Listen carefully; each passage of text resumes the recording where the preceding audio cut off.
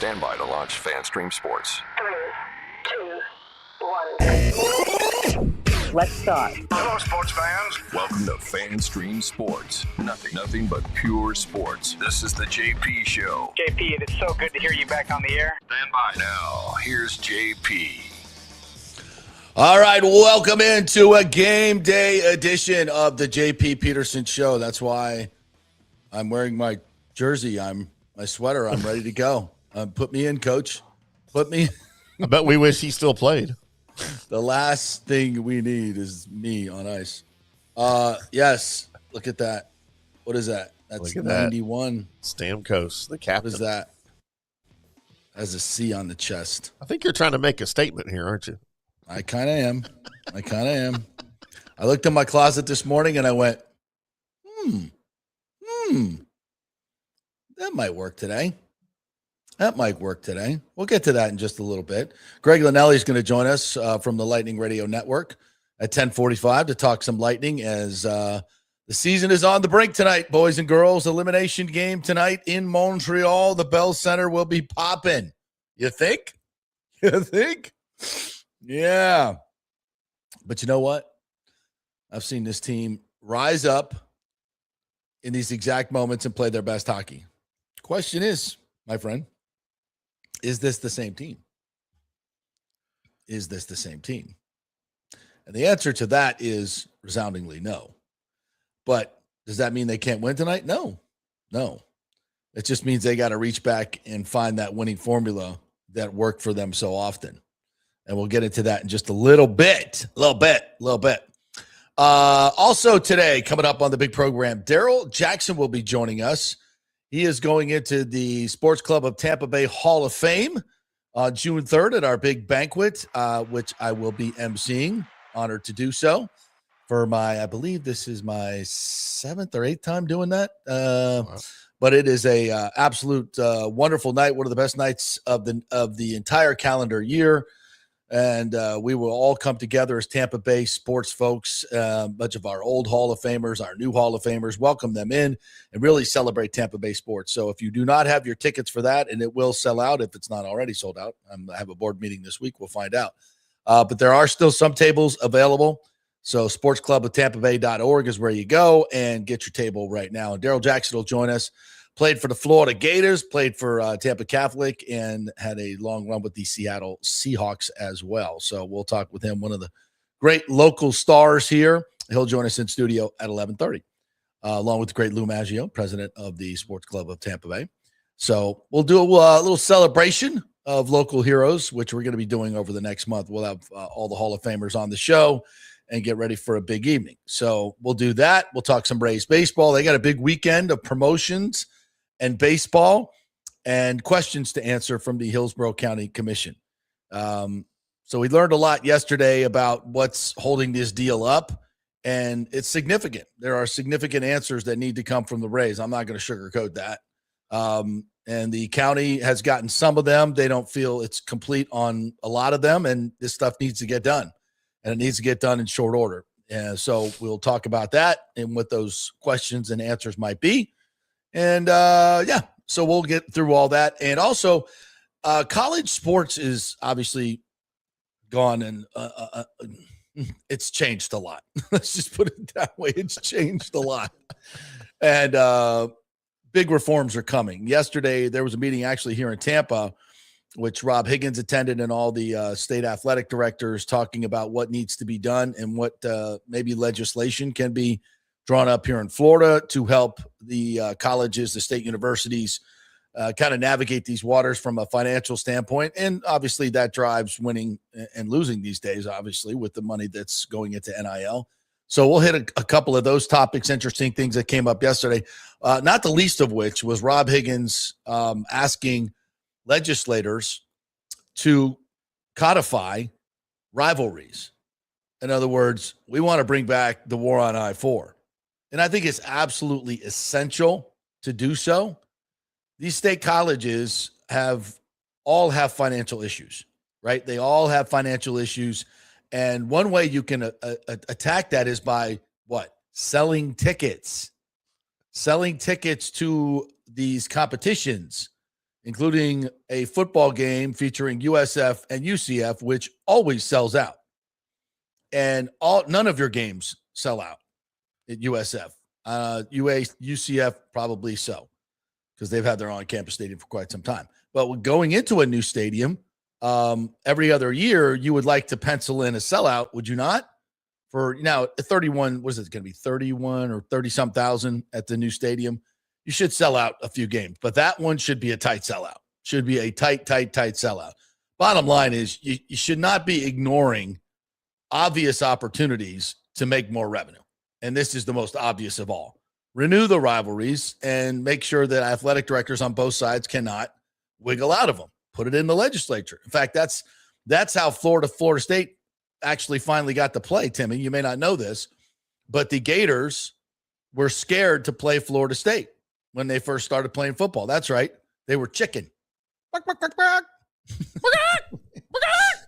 Oh, actually, so Florida was like, you know, the best way to not, have a little brother come up on your heels, right, is to ignore them, right? That's the best way to handle it. Just ignore them. Don't play them. They can't beat you. There's no really upside to it for the big dog, right? It's only good for the little dog. So finally, the legislature had to threaten the University of Florida to get the game to happen, and they did. And finally, it was, and they played ever since. And that's the way. And I think, this should be codified in all the. There should be a rotation. Florida State should be playing FAU, FIU. If you have these state universities, you got to help them out. I think that's fair. If you're going to go play, Northern Illinois or worse, Jacksonville State and lose, you might as well at least get a state college, a chance to get a payday. That just makes sense to me. So I think Rob Higgins, once again, with a brilliant idea. And so we'll talk a little bit about that as well. But we will begin this morning with this. And this is this Lightning logo. And obviously, Steven Stamkos is gone. And I'm not sitting here saying that we should have signed him for a 4-year, $8 million deal. I'm not saying that. The addition of Jake Gensel, essentially replacing Steven Stamkos, has been brilliant. It worked. Gensel has been fantastic. He's filled up the score sheet. He's done everything you've wanted, and you've won a lot of games. And there's no question about that. My question is there, with your captain out and Victor Hedman and really missing most of the season, not being a factor, is there a leadership vacuum on this team? And I'm not talking about at the top in John Cooper. And it's this series is not the reason I'm bringing it. I've talked about this since Stamkos left. Who was going to step up? And I think Brandon Hagel has done that in a very big way.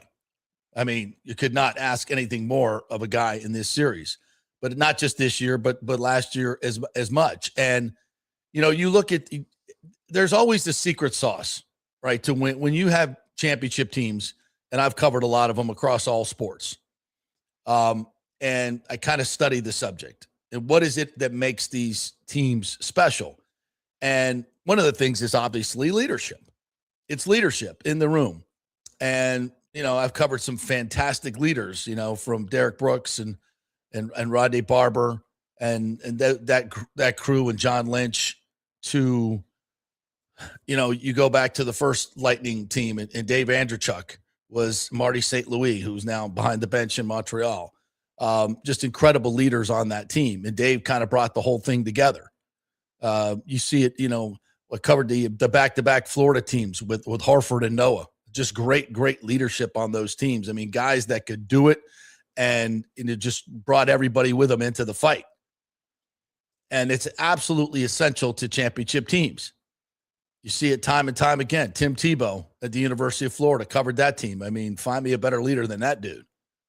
It's just, Derek Brooks at Florida State, Charlie Ward, a quiet guy, but a great leader, a great leader. And this team, when they won the Cup, Steven Stamkos was there. He was there, and he was their leader, and he was unquestioned leader. And he had a very special way of, and I'm not talking, he was not necessarily a turn the tables over kind of guy, but when he spoke, you listened. There was a gravitas involved in that. And all the players came along, including Kucherov. And Cooch could be, he could be a moody guy. We all know this. He's not the most popular certainly among the media, and that's not his job. He could be a villain and he doesn't mind doing it. But Kucherov has got to be better than he has been in these playoffs. There's no question about it. And I'm not singling him out. The entire team needs to be better. And in this moment, facing elimination is when leadership has to be omnipresent. And Kucherov, Pierre LeBrun wrote a piece talking about his body language, which if you're a Lightning fan, this is nothing new. This is the way he's always played. I think, with a little bit more national spotlight on him and the fact that he's only scored 1 goal in 19 playoff games, the numbers are there. And he has just been the marked man. Now, obviously, in the 2 Panthers series with a lot of cheap shots, I wouldn't say as much in this series. Montreal's done a good job. But also you look at, the start of that third period, and there's a rebound that comes right to Cooch with an open net. He just doesn't miss. Yeah, I think the puck jumped a little bit, no question about it. But those are moments that he usually steps up. And leadership involves production. You cannot be a good leader without producing. You got to be, leaders are not, very rarely do you find great leaders on the fourth line. I mean, there are exceptions, but rarely. Very rarely do they come off the bench in basketball, football, or baseball. It's just not the way it works. You got to produce. You got to be one of those guys. And Kucherov needs to be special tonight. He needs to be special, as does Brandon Hagel and Gensel and Cirelli. And most of all, Vasilevsky, who I think has been tremendous in this series overall, but the 2 goals that he wants back were winners. And that matters too. Slavkovsky's overtime goal and the Texier goal. Those are not goals that Vasilevsky lets in the playoffs. That wasn't the case. But we're seeing it now. And this Lightning team is on the verge of going out for the 4th straight year in the first round. You know what we haven't seen in this series that you expect to see from a Lightning, at least one game in a series, is Vasilevsky stealing a game. And that's partially on the rest of the defense, obviously. But I don't think we've seen that yet. Maybe tonight's the night? He'll have to. He'll have to, because this Montreal team is going to be jumping. The only thing you hope, and Montreal has not, I don't think they've played a bad game. Every team seems to every team has a stinker in the playoffs, usually in a series, right? There's one.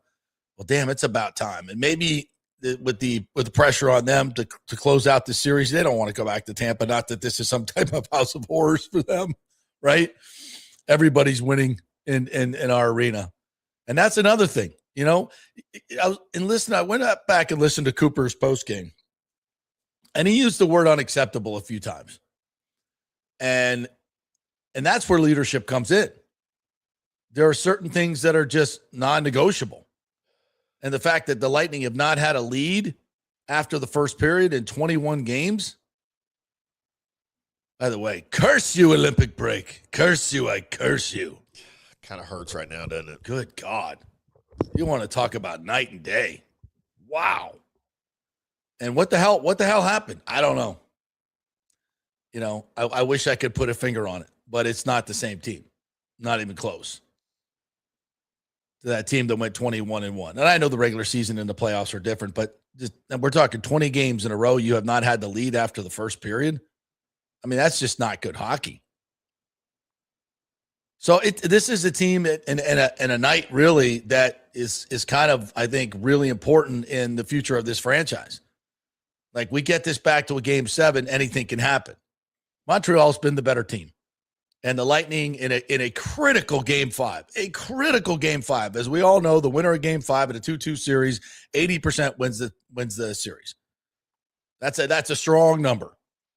So you have to bring your best, and you're at home, and you got everything going, and you lay a stinker like that. That's concerning.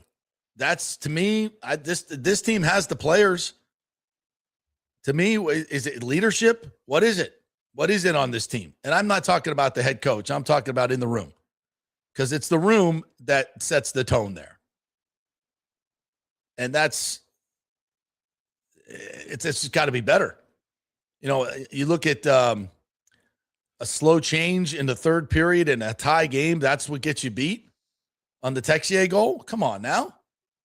In the playoffs, tie game, game 5, third period. Unacceptable.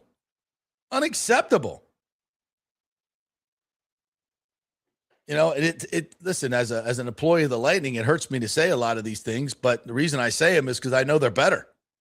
I know they're better, and they can get a better effort, and they can be better. That has to come tonight. May the ghost of Steven Stamkos rise up and be the leadership in the room, whatever it's going to take. Somebody take that mantle. He's not dead. I know. Just in Nashville. Yeah. And his career's dead. He may come back. Who knows? But not soon. Not tonight. Steven Stamkos isn't walking through that room. And again, it's not Steven Stamkos, the player. It's just, is that what this team is lacking? Because what we've seen over the past few years is not the Lightning team we've known. And, you know, one of those losses to the Panthers was with Steven Stamkos. So I get that. I understand it. This slide started then. Well, actually started against Toronto, where they lost, 3 or 4 overtime games at home, 3 overtime games at home to lose that series. Unbelievable. So, you know, we've got to flip the script. At some point, we've got to flip the script. And tonight would be a good night to do it. Tonight would be a fantastic night to do it. And the Lightning have everything they need, you know, in that room to win tonight. They just got to step up and not accept losing and come with the supreme effort that I know they give when their backs are against the wall. This is when they always play their best hockey. When their backs are against the wall, this is when they play their best hockey, time and time again. So let's see it tonight at the Bell Center. I can't wait to watch the game. I can't wait. But JP, I don't want to get into trepidation. I don't want to get into predictions, but I'm going to. Do you think we are one win away from a Lightning comeback? Because I think if the Lightning win Game 6, they win the series. Are we one win away? Because they're so good at home? From a momentum. Momentum's a real thing. Yes. They haven't had any yet in this entire series. Are we one win away from a Lightning comeback, or are we one loss away from not a franchise reset, but clearly a roster retool? Because you're not going to run this thing back next year. You're not going to run this thing back next year. 4 straight first rounds to 3 different teams, 3 different situations. That's a trend. And obviously they have to do something to reverse it. But listen, they're locked into a lot of long-term contracts. No trade clauses. It's not like you can just, hey, I want to go get this guy, get that guy, trade this guy, bring him in, bop, bop, bop, bop, bop. Not that easy. Not that easy. So, yeah, there's got to be something different tonight than what we've seen so far in this series. I go back to that, was it third period of Game 4 and the overtime, or third period of, yeah. And we played with determination. I don't think they had a shot in overtime. It was just absolute domination. And that's where this team needs to be. They got to get back to that. Their number of hits and physicality has kind of dwindled as the series has gone on. I don't know if that's by design to start getting back to a more flowing game and stop concentrating so much on inflicting punishment. I don't know which way. At times it feels like that's the way they've played better. They've kind of morphed into that team, but they're not getting secondary scoring, which is hurting them. And clearly the Bolduc, Datch, and Texier line have been difference makers. They've got 6 goals with them on the ice. 5 they've scored. Hudson's goal was also, and Greg Linelli and Mish were talking about this yesterday. We'll talk to him about this when he comes up at 10:45 as well, that bottom, 6 scoring needs to improve. We got one the other day from Dominic James, but there needs to be more. So we'll see. Listen, this is a very proud franchise, and I think we're going to see their best tonight. And yeah, it's got to be better. And I think maybe it's some leadership in the room. I don't know, but hopefully we can get back to those championship level performances where the unacceptable things don't happen. So we shall see. All right, before I move on, a couple other things. JS813 says Stamkos is dead to me, dead to us.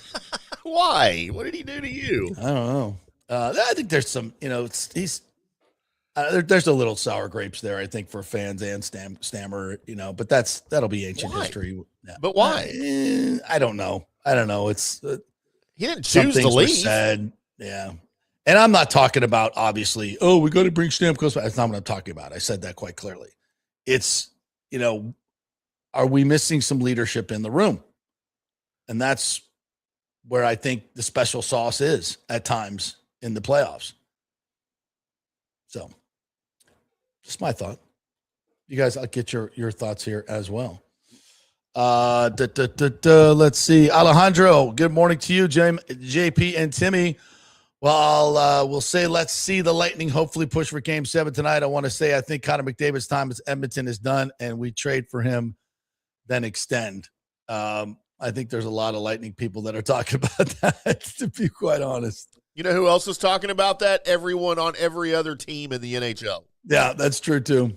But he said some special things about the Lightning and John Cooper. Did. So said the media was saying that is more likely McDavid's last game with the Oilers. If the Lightning want to fix our playoff problem, go get McDavid by trading for him with picks and give him an extension. Well, it's not just going to be that picks. You're going to have to come up with some incredible players. Could Kucherov be part of that deal? That discussion is not for now, but maybe next week. You gonna trade Vasilevsky for Connor McDavid? Ooh, not without having some type of better answer. I think the Lightning have some goalies in the pipeline, but they're years away. I would not. I don't think I would do that. Because that's the kind of trade it's going to take. Yeah. Alejandro says the Lightning contracts coming up are vital to this team, with Kuch and Vasi contracts ending in 26 and 27, and what need extensions. Need to give both 8-year extensions with $90 million each to stay. Well, and that's the thing. This will be what the JBB, or we'll see what changes are coming. There's an ownership change coming as well. I'm not advocating for anything, and I don't have the answers. I'm not here to be that guy. Will there be changes? I would think so. I think after 4 first-round flameouts, if that happens, yeah. I don't think the way hockey works, that's usually the way it works. Yeah. JSA13 says big weekend at Tampa Bay, Central Florida sports. Lightning and Magic need wins. Rays need to keep things rolling. Yeah, it's going to be interesting. The Magic still have a chance to for a historic takedown of Detroit. 1 versus 8 there. So they can't let that slip away. They're on the verge of letting that opportunity slip away too. They can't do that. Alejandro says, why I love Braden Point, Victor Hedman. We all do. I would be willing to trade them to the Oilers for Connor McDavid. The trade, Lightning received McDavid. Oilers received Point, Hedman, 3 first-round picks. Man, that's a lot. With all due respect, Alejandro, to both Victor Hedman and Braden Point, there's not a team in this league that are taking those contracts based on the way they've played this year. No. Not a team. So, and certainly not for Connor McDavid. That is a pipe dream. Now, 50 goal scoring Braden Point. Oh yeah. Now we can start a conversation, but that's not what we've seen this year. Obviously, injuries are part of that. Can he return to that form? I hope so. We all hope so. I don't know if he's injured right now, but it's certainly what he's putting on the ice now is not what we've seen previously, especially in the playoffs, where that dude has taken over. And again, I'm not trying to be negative or rip these guys, but I can't sit here and tell you, oh, Braden Point's played great. I can't do that. It's just not there. Neither has Suzuki or Caulfield, by the way. We've shut them down. but their bottom six is they're doing things. Danny Boy says, good morning, gentlemen. By the way, did you see the viral video of the Trop that Fox 13 put out yesterday on the morning regarding the safety of the Trop? Yes, I did. I did see this. Everybody's an expert. Everybody's an expert. So somebody walked up to these pylons. Maybe we'll show the video later. They're pillars that come down, and they kicked them, and like they were loose. They weren't even attached to the ground, and you can see it are the actual pillars that hold the building up. These are not pillars that hold the building up. These are not load bearing. Oh. They're part of an expanding seating set that when they do different different sections and they have different games. God, I can't find my words today. I'm sorry, guys. I haven't had my coffee this morning. Configurations is the word I was looking for. Different configurations. They roll these bleachers out. And so they're not load bearing parts of the stadium. They're parts of a stadium, of the stands that roll out. And they don't have to be solid. They're just being stored there in that way. So don't worry, folks. Listen, Everyone's a structural engineer, JP. I don't want to sit here and defend the Trop, but it kind of feels analogous to this whole stadium thing. It's like we see these things, they're like, oh my God, the tennis courts. Oh, what are we going to do? Portable for the children, for HCC while they get a new campus. Oh my God, what are we going to do? How could we possibly move on? Parking. We'll never figure out parking. We got 400 acres in that area, but we're never going to figure out the parking. Oh my God. Calm down. It's just a part of the building that we never use, and it won't be used. So stop kicking it. Leave it alone. The way the Trop is not going to, it might, I don't know. There might be some other structural issues, but the absolute craziness that ensued from this when it's just a simple answer. Like, no. And for God's sakes, before we do the story, can we get the answer first and stop? That's part of the story, right? That should be part of the story is the answer. That should be part of it.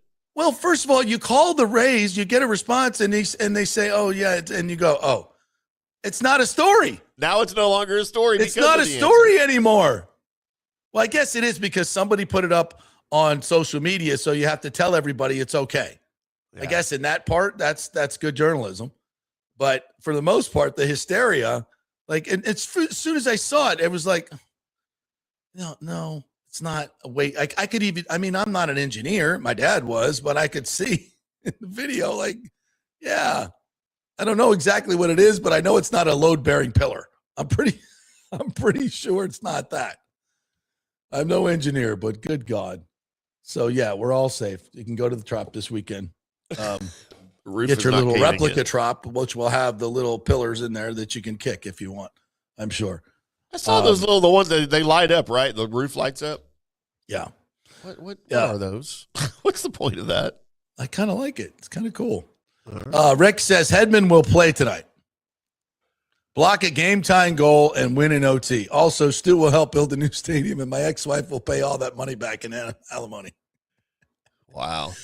They're toast. Yeah. The Victor Hedman is not going to save them tonight, unfortunately. I don't see that happening. And if he plays tonight, that will be analogous to the Bucks signing JPP. A desperate attempt to get some juice or something, and I'm doubtful it will. I don't think the Lightning will do that. All right, we're not going to do that right now. I'm looking for Lightning comments. Thomas Casper says the Lightning will rally. Montreal have not won a cup since the Lightning played at Tropicana Field. Well, there you go. There's some perspective. Well, unfortunately, Thomas, that has absolutely nothing to do with what's going on tonight. Has absolutely zero to do, except the fact that there's two parts to this. It's going to be so hyped there that maybe these young players finally show their age and lack of experience and put a stinker out there. That's entirely possible. We've seen that many, many times.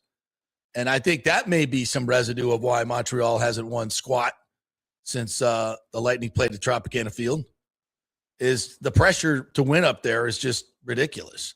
And maybe in a moment like this, it can fuel them or it can flame them. So we'll see what happens tonight. And let's hope they finally put a stinker out there. That could happen. And then we could come back home here and hopefully get a series win. I love Montreal's playing like an inexperienced team who doesn't know that they're supposed to play like an inexperienced team. Like they should be afraid of the Lightning, but they don't know they're supposed to be afraid of the Lightning. Yeah, they're not. And I don't know if that's, is that Martin St. Louis? Could be. Is John Cooper getting out coached in this series? I mean, I never would have seen that coming. I don't know. Marty, go that far. And we'll talk to Greg Linnelli about this in a few minutes.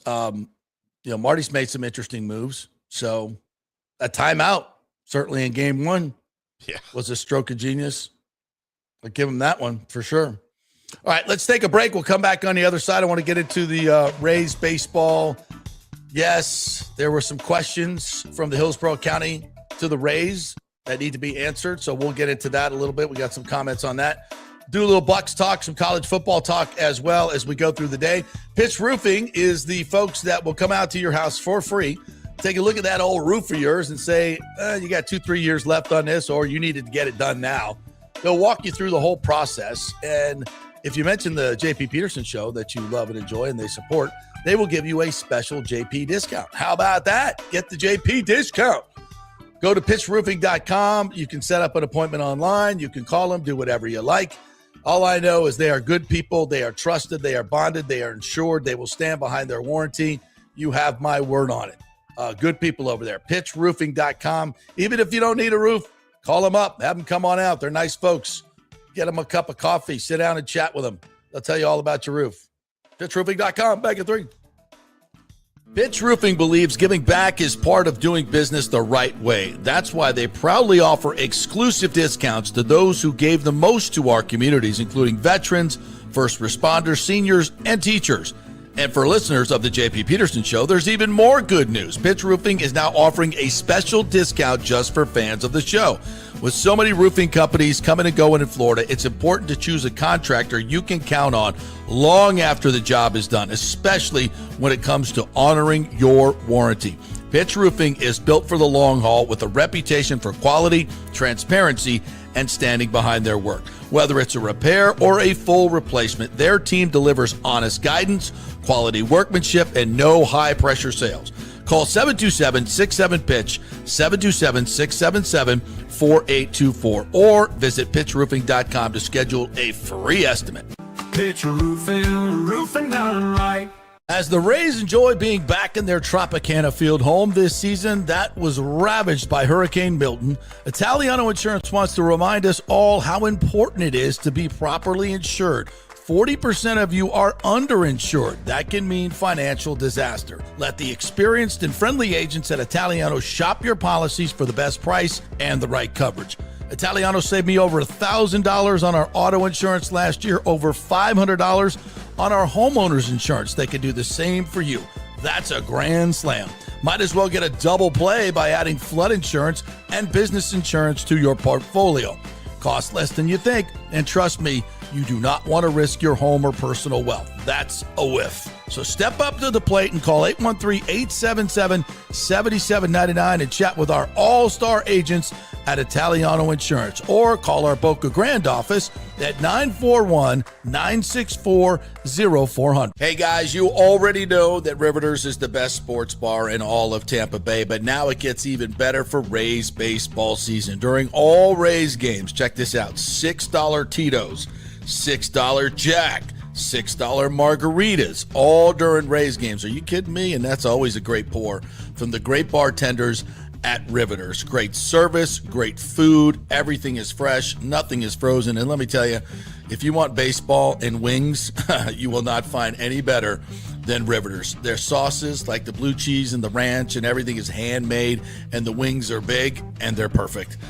Wings, baseball, Rays, Riveters. It all comes together during baseball season. Once again, in addition to all the great food and service you get, $6 Tito's, $6 Jacks, $6 margaritas. It's time to celebrate. Baseball season is back, and celebrate at Riveters. You know where it is, right there on Dale Mabry, just north of 275, just south of the stadium. See you there at Riveters. It's Diamond Days at the Golden Diamond Source. Celebrate April's birthstone, which is diamonds, as they take center stage. Up to 20% off the diamond jewelry throughout the month of April. And don't forget, you can trade in your broken or old jewelry towards something new and beautiful. Gold prices are at a record high. Now is the best time. And by the way, they only sell natural diamonds at the Golden Diamond Source. It's real love. It should be real natural diamonds. Don't start your relationship with a fake diamond. Really, really bad idea. And for the Golden Diamond Source first-time buyers, they are going to teach you all about the 4 C's and all the different shapes and styles. They are able to show you a huge selection of inventory to choose from. And by the way, you can trust them. They've been in business for over 40 years. Don't buy something online. You have no idea what you're getting. 0% financing for up to 5 years. Make sure it's a Golden Diamond Source diamond. 3800 Ulmerton Road. Always online at goldendiamond.com.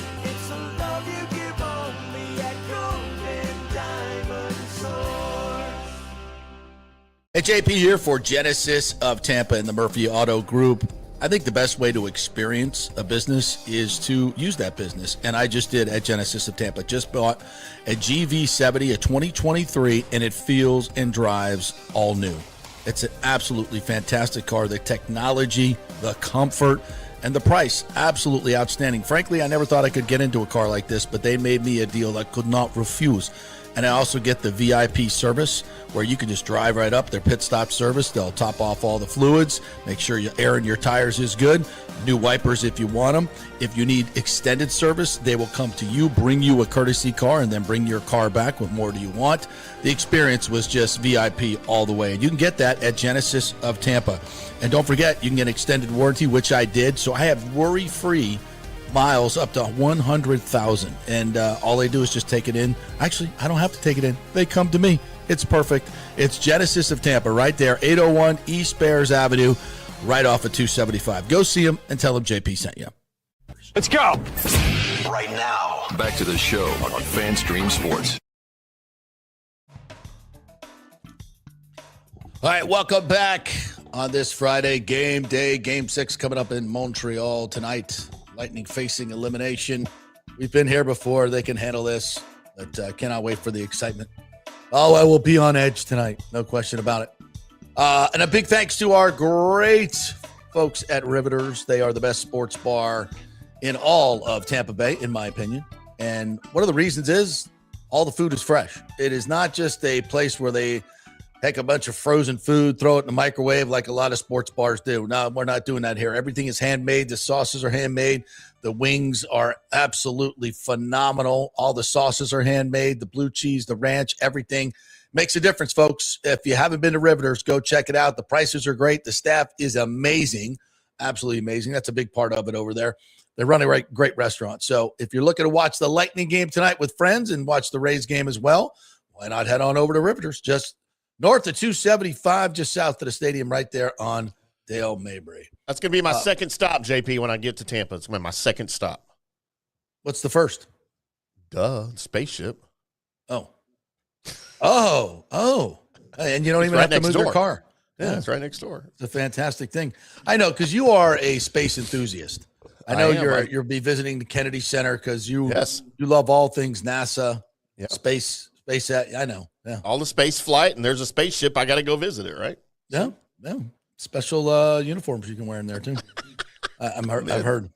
All right, with that intro, let's bring in my co-host on the post-game show, the great Greg Linnelli from the Lightning Audio Network. What's up, Greg? How are you, partner?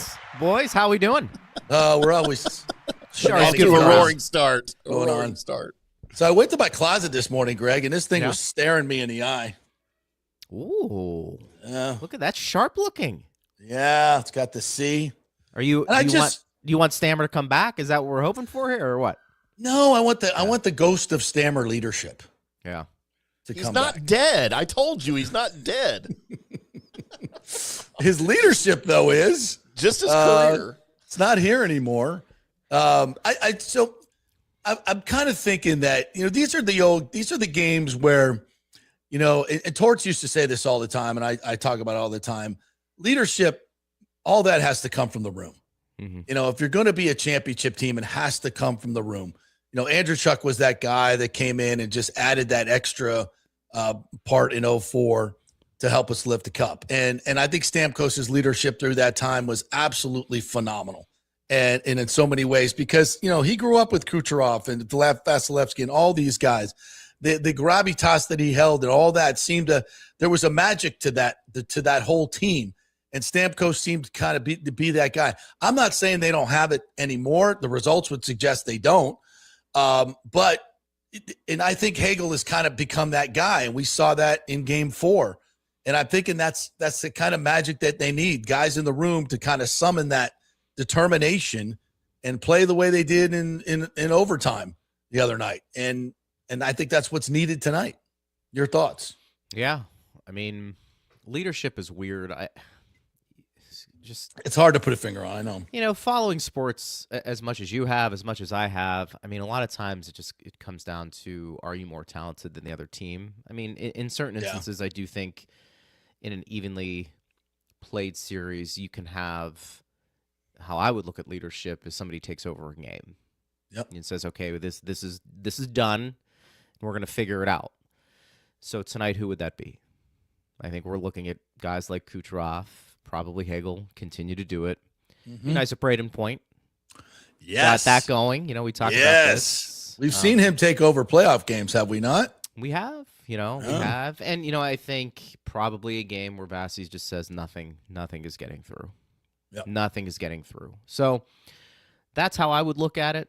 I do think an interesting question will be, and let's hope we don't have to talk about it, but if they were to lose another first-round matchup here, does Julian take everything into consideration and say, all right, we need to do some structural changes to this team? Because that would be 4 straight first-round losses. And the standard is a championship here, and you haven't gotten that. So we'll probably find out that answer if they lose, probably where the organization is headed on that. But I think in terms of leadership for this game, for this series, your best players probably have to have that moment. Yeah, that's kind of my point, and I think you kind of clarified it. It's not just in the room between periods or before the game; it's on the ice, obviously. Yeah, and that's where you step up. And we've seen these guys do it before, and it's a fleeting thing. We as fans and even analysts that cover the team, we watch every game, we watch every shift, and we've seen what these guys are capable of. And when it doesn't happen, we scratch our heads. So I'm scratching my head. What would you, and we've talked about this on the post-game show, but as you sit here at Game 6, what would you say have been the key points that have made Montreal win these razor-thin games? Because they've all been razor-thin close. Yeah, I think collectively the way they've defended well. I mean, I don't know if the Lightning have gotten to their game completely for most of a game. I think portions of it they have. Yeah. So from that perspective, without getting into the X's and O's, because that might be more for the Brian Engbloms, but I would just say I think it's been hard to generate as much offense as we're used to seeing from the Lightning. Understanding the defense comes with that part of the game where it's going to be impactful. And then I know there have been people who have said, the bottom 6 hasn't produced as much. That's fine. I think 2 guys, JP, we had talked about on the post-game show and throughout the year that we were maybe hoping for a reset come playoff time because the regular season was not what they wanted, was Paul and Bjorkstrand. Yeah, and I think those 2 guys probably were going to be counted on to provide that depth scoring, or at least had the ability to do. Yeah, I mean, these are former 20-goal scorers. We just haven't seen it. So I don't know if that's going to change. Bjorkstrand had some looks last game, great, but look, are we giving bonus points? Yeah, we're not giving points for guys who are close, at this point. So that part I think has been. So you asked me a couple of questions there. I think 1, the way Montreal's defended. Yeah. And then I would say 2, the depth scoring has really dried up. I didn't anticipate that happening. And their depth scoring, you guys were talking about this yesterday on Lightning Lunch with Boduk and Texier and Dax, who's had a couple of big goals. Yeah. Texier's goal, monstrous. But those guys have stepped up for them. Yeah. So I give them credit. And Marty, we had a question about, is Marty out coaching Coop? And I'm like, I don't think we're going to go there, but he's been impressive. You know, the timeout in game 1. Yeah. You know, when it works out, you look like a genius. But that was a really interesting move, rarely done, but worked to perfection. Gave his number one guys a chance to stay on the ice, and they score. And he also made a couple line changes too. Gallagher last game. Uh-huh. You know, that might have been another one. You know, he comes in, scores that first goal for Montreal, and I'm sure that raised the level of excitement on that bench because he's a veteran guy who's nearing the end of his career, and the fact that he had to sit for a few games, I'm sure, didn't sit well with him. So, yeah, I mean, look, Marty's done a really good job. Again, coaching, it's hard in hockey because you feel like things happen so quickly. I think line changes, that would be part of it. How quickly are you getting off the ice? I know that was on the Texier goal. It was a late change, and a defenseman was late getting to him, even though that was a shot we felt like probably Bassey should have had. Yeah. So, I don't know. You know, it's the Lightning tonight. I felt good last game that somehow they were going to pull this out, just because I did feel like, you know what, they're finding some ways here, and home ice is now back in their court. They're not going to let this slip. Now it's going to be tough. You got to win 2 games in a row against the Montreal team. Tonight will be interesting. I think if you can get not just a 1-goal lead, I'd like to see a multi-goal lead. Oh, Lord. On Montreal. Let them just feel a little pressure, right? Let them feel a little pressure. I mean, we just haven't possible? seen that. I think anything's possible, but, you know, we haven't seen that. So I'd like to, you know, if you're going to lose, put some pressure on Montreal. Yeah. Let them feel it, you know. In their own building with those crazy people. That can work both ways, right? It can. Like, I think the Lightning should be able to feed off of that energy in a very positive way. Montreal maybe feels the same way. Who knows? But also use that energy to your advantage. Yeah. Get a goal. Get 2. You know? In the first period. Take a lead. And, take a lead to the first intermission for the first time in 22 games. And maybe somebody else other than Brandon Hagel. By the way, that's that you just said. I mean, that's incredible. That's insane. You know, the other thing, too, is we're probably going to look back on this again, if they do, and we don't want them to do, if they do. Players wanted this Olympic break.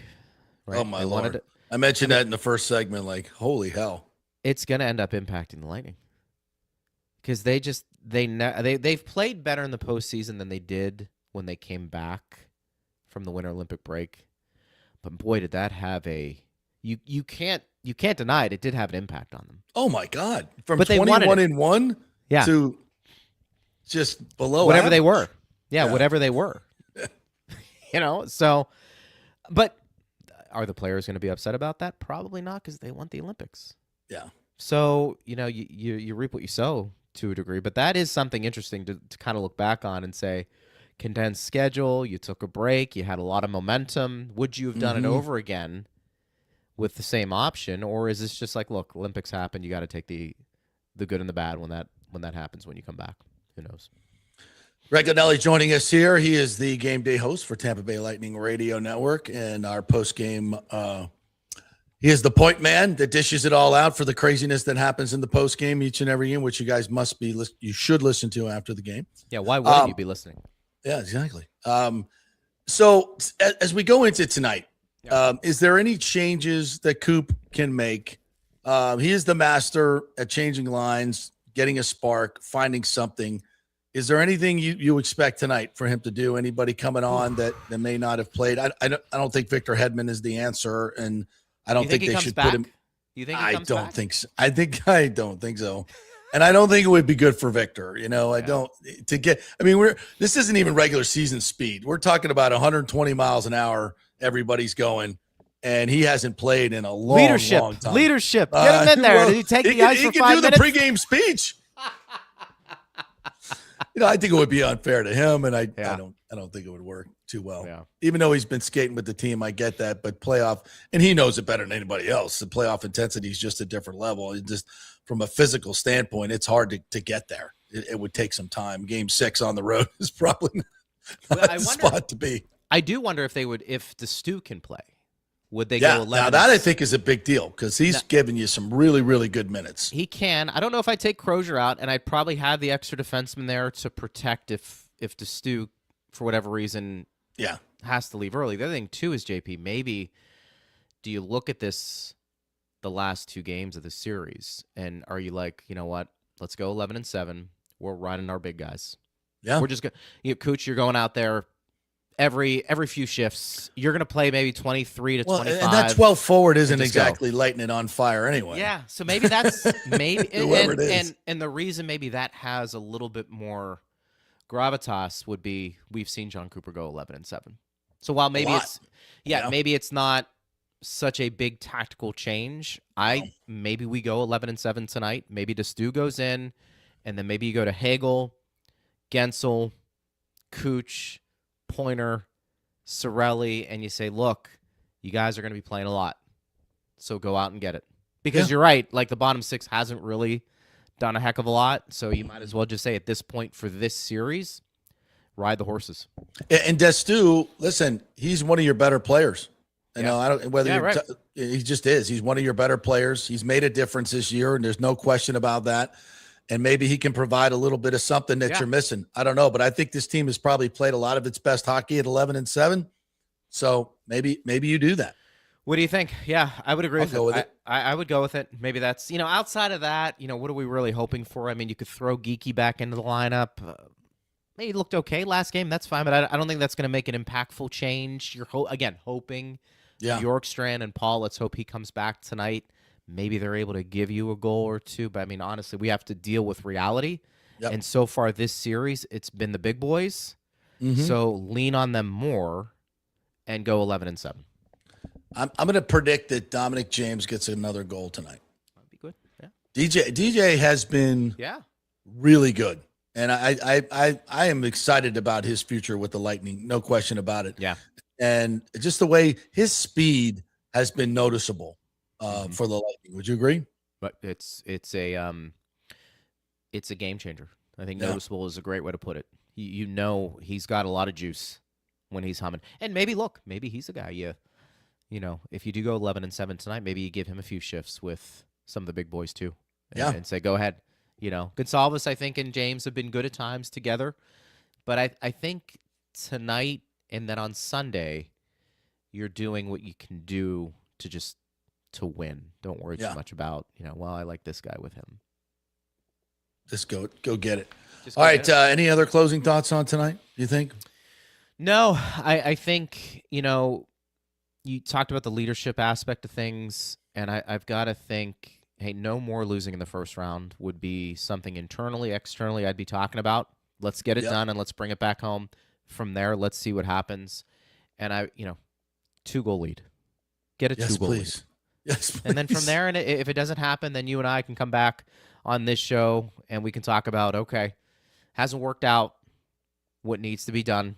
But let's get a win tonight, get a 2-goal lead, make Montreal uncomfortable. Yeah, and then let's see what happens on Sunday, right? I love it.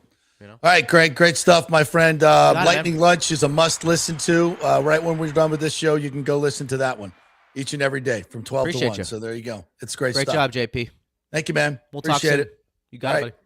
Go Bolts. Thanks, sir. All right. We're just we're right there. I hate to. I know I probably sound a little Debbie Downer, but we're right there.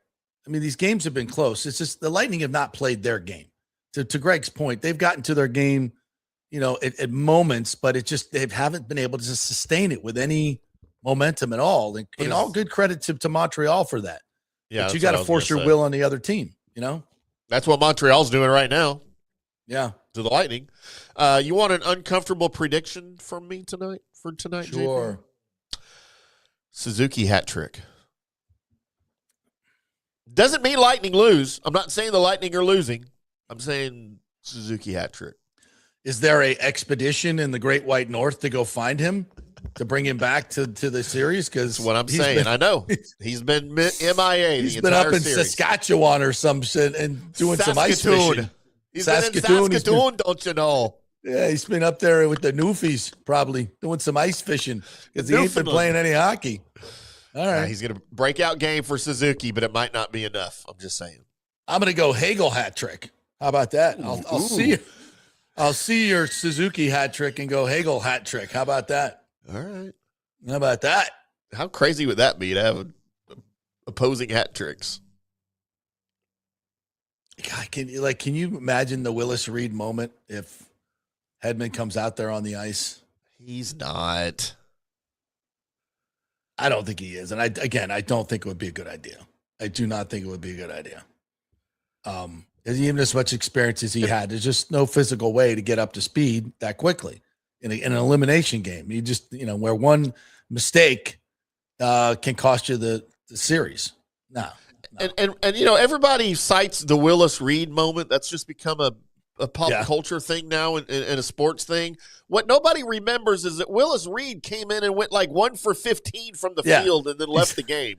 He made his first shot, though, I think, right? Didn't he? He did. He made his first shot, and then that was it. Yeah.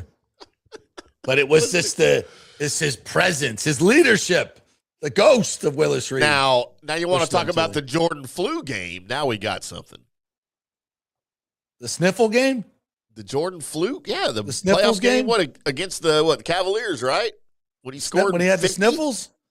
Oh, it was he probably had AIDS or something that game. I don't know what he had.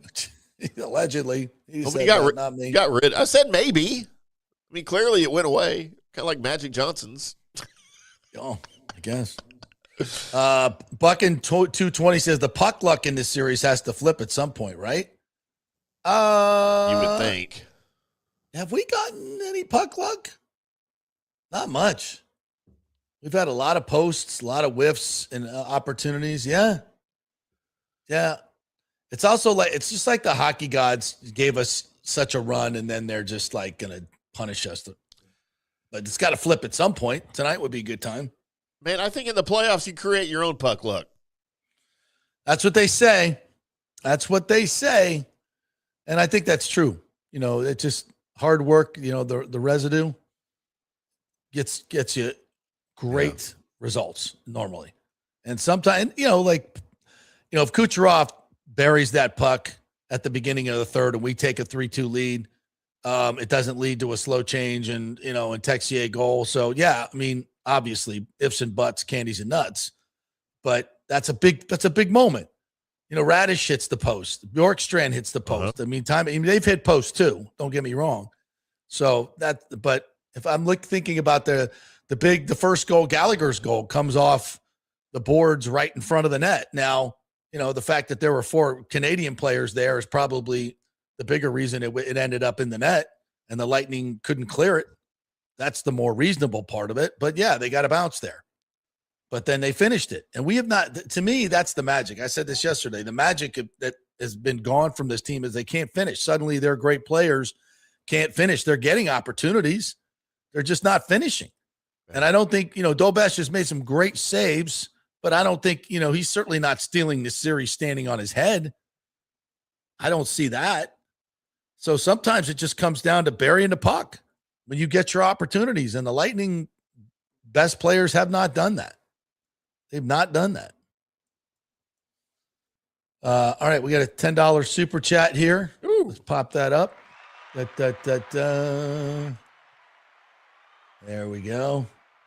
From Alex Nunn, thank you, partner. Said bold prediction, Bolts win tonight, Rays sweep this weekend, and we become Tampa Bay again. Great work all week, JP. Thank you, Alex. Boy, from your lips to God's ears, buddy. Let's go. Let's go. We need to get on a roll here. It's a big weekend, no doubt. And I want to, the Bucks gave us a little good juice with the draft, right? Now the Lightning if they can come back in this series, I really think, I think they can make a run. And they're again, if they could just start finishing these chances, that changes everything. And that's typically what they've done most of their career. Dave Terry says Hagel scored a goal with his chest and the only puck luck I can think about. But that wasn't puck luck. That was Cooch shooting it off his chest because he didn't have an angle. That was the end. Right? That's what happened? Yeah, those deflections aren't always a mistake. That's or right. An accident. He didn't hit his stick. He just hit his chest. Last night, the Wild scored the game-winning goal against the Stars late in the third by a defenseman literally throwing the puck at the net, bouncing it off a Stars defenseman's skate. Yeah. And that happens a lot. That's your series winner right there. Yeah, I hate when that happens. Unless it happens to your team, then you're like, oh, yeah, he meant to do that. All right, one more here, real quick one. Great career for Keith Cate at WFLA, retiring next month after 44 years. Keith Cate's been there so long, he was my co-anchor when I was there at Channel 8. Wow. Yeah, that's how long he's been there. And he still looks the same. I saw him the other day. I was over at Channel 8 for a meeting, and I saw him, and I said, damn, bro, I haven't been back in this building in 20 years or 15 years, whatever the hell it is, and you don't look like you've aged a bit. And he doesn't. He just and what a great guy. What a fantastic guy. One of the nicest people you'll ever meet in television. Keith Cate has done a great job at WFLA, taking over for a legend in Bob Height, and done a fantastic job slipping right into those big old shoes. And what a fantastic job Keith Cate does. So congratulations, my friend, my former co-anchor. Hell of a career. They wrote a very eloquent piece yesterday on Facebook and talked about going back to Tennessee and the farm that he grew up on, and said it's time to get back to the farm. And what a different place and a different speed of life. I'm very jealous, Keith. So congratulations on an awesome career. We wish you all the best and enjoy your retirement, my friend. Great stuff. All right, we'll take a break. We'll come back. I want to get into these Rays questions that have been brought up by the Hillsborough County Commission. Very good questions that do need to be answered, so we will get into that. We're brought to you by the Golden Diamond Source, and Mother's Day is coming up, folks. We got a good gift card match. We'll tell you all about it. We'll hit the break, come back on the other side, and we'll talk a little Rays baseball. Well, the folks at Third Generation Plumbing and AC want to say thanks for making them so dadgum busy. Of course, advertising on your favorite Tampa Bay sports talk show helps, but it's their incredible customer service, honesty, and integrity that have earned them tons of 5-star reviews. And now you could be part of the team at Third Generation. Yes, they are so slammed, they need to hire more certified AC technicians and plumbers. It's a great family business to work for. My buddy John Rodriguez runs an old school family business since 1995. They pay well, give you all the holidays off, and they offer great benefits. No cold corporate atmosphere here. You're part of the family. If this sounds cool to you, call them and apply at 813-961-8024, or you can email your resume in at thirdgenerationplumbing.com. Just go to the website, you'll see the button, email them, or call them at 813-961-8024. And don't forget about the $169 yearly maintenance special. It's a no-brainer, guys. thirdgenerationplumbing.com, and they also do AC. Ciao, Paolo Tini here, owner of Caffè Paradiso, voted number 3 People's Choice Award on Open Table. I want to thank all our loyal family of customers that have been enjoying our great traditional Italian dishes we make from scratch every day. It's a great family story we're proud of. Our family moved from Rimini, Italy in 1984. My dad, Caesar, started Donatello, and that's where I got the start in the restaurant business. I started Caffè Paradiso on South McDill in 1995, and we've been there ever since. From our traditional ossobuco, a veal slow roast for 4 hours, to our daily fresh catch, the Gruppo Paradiso, with a piccata sauce and lobster claw meat, homemade pasta like lasagna, farfalle salchicha, which is a bow tie pasta homemade with fresh sausage. Hold on a minute, JP's favorite. I love it. So come and have a glass of wine with me on South McDill. Get a reservation on Open Table and see all our 5-star reviews. Ciao, see you soon at Paradiso.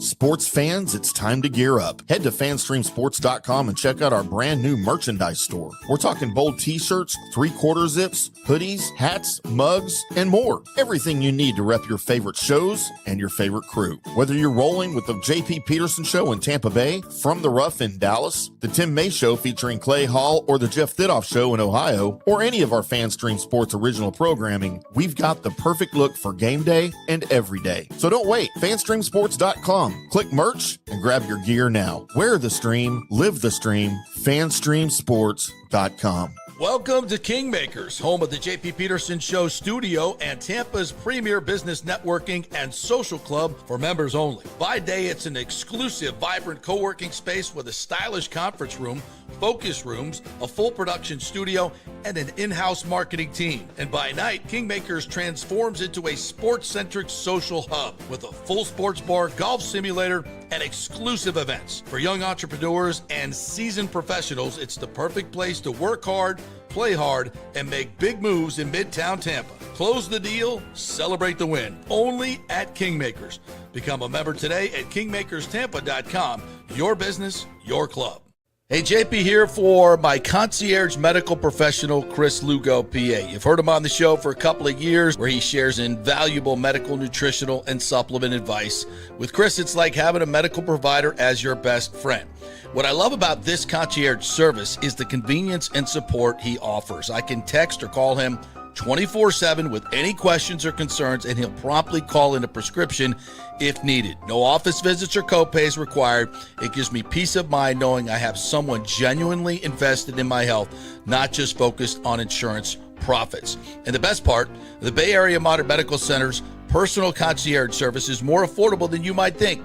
Don't let insurance companies dictate your health care. Take control of your health and wellness today. Visit BAMMC.com for more information and to schedule your initial free consultation. Empower yourself and take charge of your personal health with BAMMC.com. Let's go. Right now, back to the show on FanStream Sports. All right, welcome back to the JP Peterson Show as we roll on here, brought to you by the Gold and Diamond Source. Our Mother's Day selection is out right now, so you can head on over there to the Gold and Diamond Source and get something for Mom. They have the best selection, special stuff, special collection just for Mother's Day. 0% financing for up to 5 years, so you can finance $5,000 and it's only $83 a month. Make sure it's a Gold and Diamond Source diamond, and remember, she may not be your mom, but she's the mom of your kids. So make sure you do something special for all the moms that are out there for Mother's Day, and then no better place to go than the Gold and Diamond Source. 3800 Almerton Road, right over there in Clearwater, about 15, 20 minutes from downtown Tampa, just over the bridge. All right. So a little stadium news here. The Rays have basically what we're talking about here, folks, is there's a lot of stuff that needs to be done. We're far along in the process, and I feel like I've spoken for a long time. The framework is there for a deal, and now it's getting down to the specifics, and the specifics really matter, especially when it comes to spending this much money. And it centers around 6 questions that the Hillsborough County folks have asked of the Rays and need to be answered, I think, with a little bit more specificity is what the county is looking for. Now, overall, they're looking to get a memo of understanding voted on this week coming up. There's a city commission meeting on May 5th where we're asking all of you to dress up in your Rays stuff and come on out. That'll be next Tuesday. So we'll kind of set a spot if you all want to meet somewhere, and we can gather outside the convention center, and we'll talk about that and get all. I know Alejandro has a great manifesto that he has written, absolutely wonderful, that he wants to speak, and you will be allowed to speak. This might go very, very long, but more than anything, we just need a great show of fans to be loud, to be omnipresent, and to make sure that these commissioners know that this is something that the majority of the people want. It's time for the silent minority, or the loud minority, to go silent. And it's time for us, the majority that hasn't really been as omnipresent on maybe on social media to speak up and be heard and be seen. And I think the vote may be delayed. I don't know if that's been determined just yet, but these are the questions that the county is asking. Number one, how was the stadium budget determined? The Rays have said it's going to cost $2.3 billion, 31,000 seats. It's going to have a kind of a shell translucent roof. They've said that these numbers are based on market pricing, consultant input, contractor estimates. This is from the TBT article. And feedback citing the cost of the Kansas City Royals stadium. The Rays say their budget is in line with the other comparable projects. And if you look at the Royal Stadium, you look at the A's Stadium, it is very similar. It's just the cost of construction has gone way, way up. And a lot of people point towards the St. Pete project at $1.3 billion. They were never going to build that stadium, folks. And there was never really any design to that. The memo of understanding that they were going to build on that was about the same amount of information that Hillsborough County is working with now. So the Rays basically want to say, look, we'll handle the design of it, but we're basing our cost off this. And I think the county wants more specific numbers, like how much is the roof going to cost? Where does this money going to be spent on? Is it going to be spent on lavish offices for executives within the stadium? Because if that's what it is, then maybe public portion shouldn't be going towards that. And it's kind of weird because if the total cost is 2.3, right, and you're putting in 1.3, the public's putting in 1, it's like, okay, who pays for the field? Who pays for this? Who pays for that? And so it can get very, very detailed. And that's not what this upcoming vote is about. You just want the funding in place, and then you got to go towards the details where I think the county wants more details.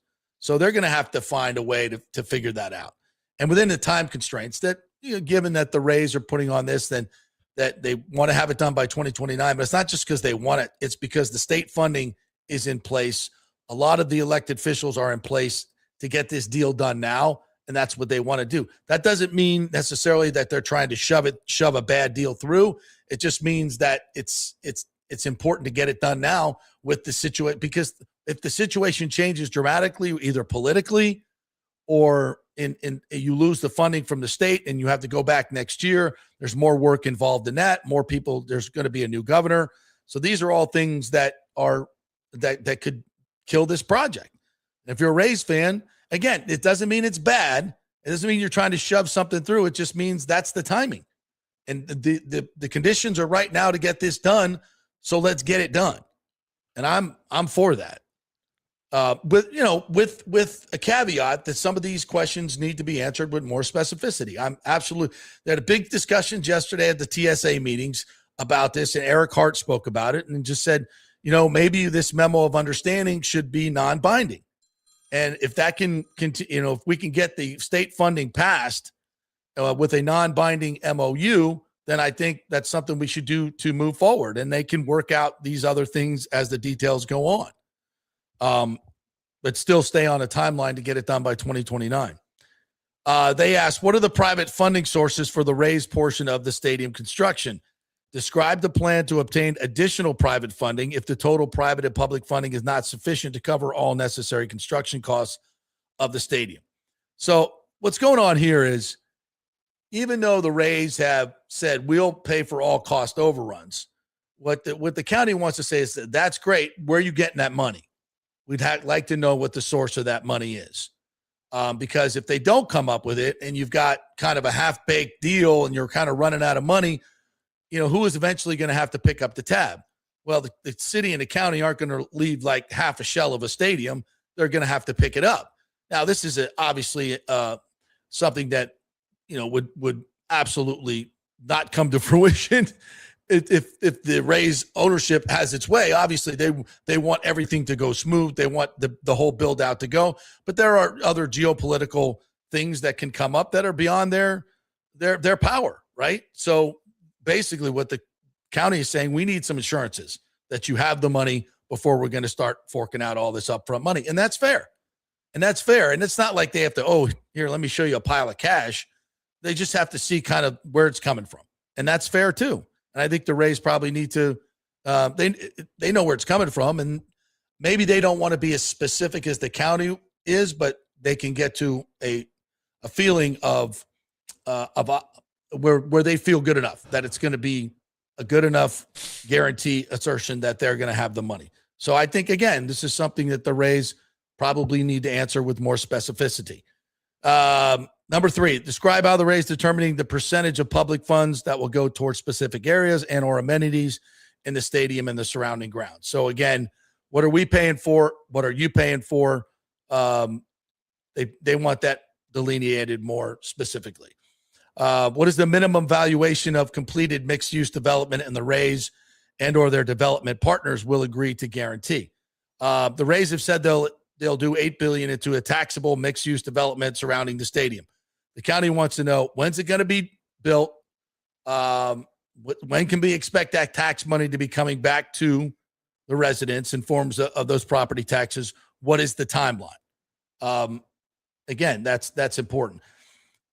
Number 5, describe the Rays' plan to pay annual rent for the stadium.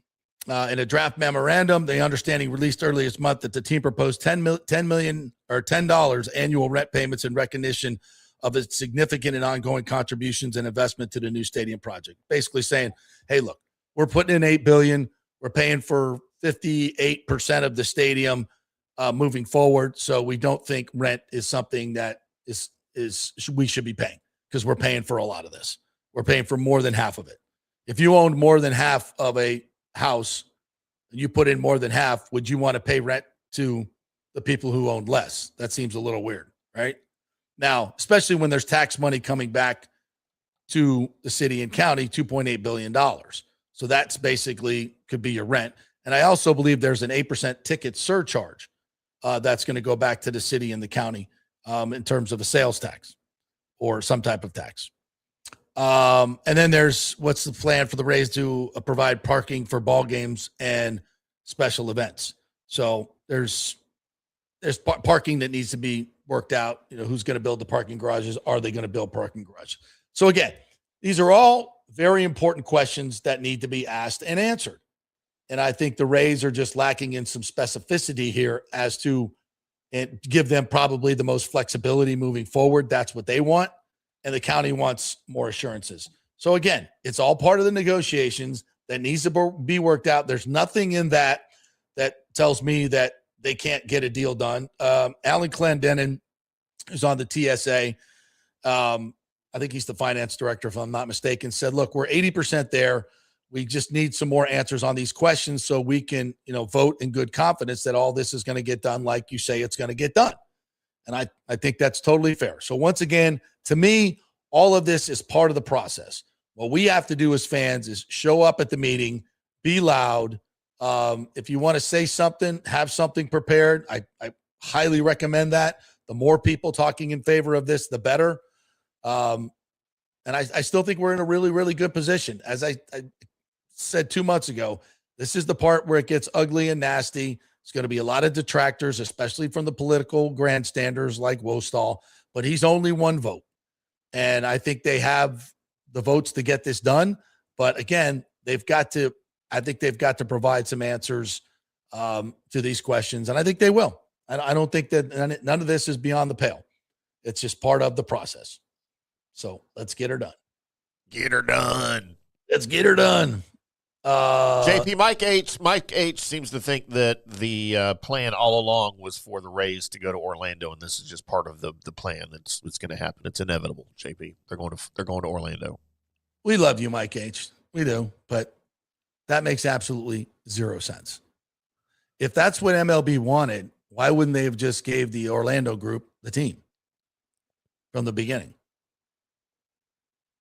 I don't understand why everybody thinks this Orlando thing is like, oh, that's a done deal. They got the park. It's like the park is already built. Most of them, I'll say it again, and this came from somebody within the Orlando Dreamers. They said the issues that we have are most of our money is committed to Camping World Stadium. I believe that's $400 million, and then the Orlando Convention Center where they do a ton of business. Obviously, one of the biggest in the world. They're doing a huge refab on that, which I think is like $800 million. So much of their public money is already spoken for They have a lot of it, tourist tax, bed tax, all that stuff. But an MLB, at least in my discussions, does not believe in that as a viable market. I think there are much, much better markets out there. In Nashville, Raleigh, Durham, Charlotte, much more, that aren't within, even with the Marlins down south, the Rays here. And if the Rays were to move there, it's a no-go. It's not a community that Major League Baseball believes in. They don't believe that they can turn 70 million visitors into baseball fans. And so, and this market has been, this is a good market, and everything has been done poorly in this market for a long, long time, as we've talked about. So if the plan was to go, you think that these Rays owners bought this team with the idea of moving it to Orlando? That makes zero sense. They've been committed to Tampa Bay. I know these guys. I've told you this for a long time. It's just silly. It's absolutely silly. They don't have the money over there. Their investors, John Morgan, is gone. Workman is in the Rays current group. So their main investors are gone. The parcel that they want to build on is 40 acres, not big enough for what this group wants to do. The only 100-acre parcel they have in that area, that tourist area, is a traffic nightmare and not doable for a mixed-use project like that. So this whole Orlando thing, you guys say, oh, we got a great sign and we got leadership. You don't have the foundation to get it done. Then you got to come up with go find investors for $2.5 billion for an expansion fee. Or if the Rays are going to move over there, you're going to have to pay another $2 billion for the stadium. Where's the money coming from? JP, right. Rick's cracking me up. While you were doing stadium talk, I apparently did 3 fireball shots. I wrote 4 NFL articles. I did a Cowboys podcast and posted on Twitter about the Frisco Rough Riders. You probably did. I'm freaking cracking up over here. All right. What else do we want to get in here? Mike says, I appreciate your opinion, JP. Thank you. It just give me a little bit more meat on the bone there, bro. It just doesn't. I don't see how you connect the dots there. So they did all this work in Tampa, for the stadium here. All this work that Babby's been working 24 hours a day to get it done here. They put it, but this is all fake. This is all fraud. They're just waiting to move to Orlando. Why wouldn't they just have done it? Doesn't make any sense. Sorry. All right, we'll take a break. We'll come back on the other side. Daryl Jackson is here. He is going into the Sports Club of Tampa Bay Hall of Fame. One of the great local athletes here, the Seahawks, Florida Gators, Tampa Catholic. Absolutely great dude. Covered him in high school and has had one hell of a career, and now going into our Hall of Fame. So quick break. Back with Daryl Jackson right after this. Stay with us. Hey, JP here for Genesis of Tampa and the Murphy Auto Group. I think the best way to experience a business is to use that business. And I just did at Genesis of Tampa. Just bought a GV70, a 2023, and it feels and drives all new. It's an absolutely fantastic car. The technology, the comfort, and the price, absolutely outstanding. Frankly, I never thought I could get into a car like this, but they made me a deal I could not refuse. And I also get the VIP service where you can just drive right up, their pit stop service. They'll top off all the fluids, make sure your air in your tires is good, new wipers if you want them. If you need extended service, they will come to you, bring you a courtesy car, and then bring your car back. What more do you want? The experience was just VIP all the way. And you can get that at Genesis of Tampa. And don't forget, you can get extended warranty, which I did. So I have worry-free miles up to 100,000. And all they do is just take it in. Actually, I don't have to take it in. They come to me. It's perfect. It's Genesis of Tampa right there, 801 East Bears Avenue, right off of 275. Go see them and tell them JP sent you. As the Rays enjoy being back in their Tropicana Field home this season that was ravaged by Hurricane Milton, Italiano Insurance wants to remind us all how important it is to be properly insured. 40% of you are underinsured. That can mean financial disaster. Let the experienced and friendly agents at Italiano shop your policies for the best price and the right coverage. Italiano saved me over $1,000 on our auto insurance last year, over $500 on our homeowner's insurance. They can do the same for you.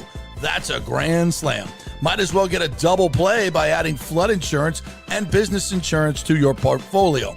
Cost less than you think, and trust me, you do not want to risk your home or personal wealth. That's a whiff. So step up to the plate and call 813-877-7799 and chat with our all-star agents at Italiano Insurance, or call our Boca Grande office at 941-964-0400. It's Diamond Days at the Golden Diamond Source. Celebrate April's birthstone, which is diamonds, as they take center stage. Up to 20% off the diamond jewelry throughout the month of April. And don't forget, you could trade in your broken or old jewelry towards something new and beautiful. Gold prices are at a record high. Now is the best time. And by the way, they only sell natural diamonds at the Golden Diamond Source. It's real love. It should be real natural diamonds. Don't start your relationship with a fake diamond. Really, really bad idea. And for the Golden Diamond Source first-time buyers, they are going to teach you all about the 4 C's and all the different shapes and styles. They are able to show you a huge selection of inventory to choose from. And by the way, you can trust them. They've been in business for over 40 years. Don't buy something online. You have no idea what you're getting. 0% financing for up to 5 years. Make sure it's a Golden Diamond Source diamond. 3800 Ulmerton Road. Always online at goldendiamond.com.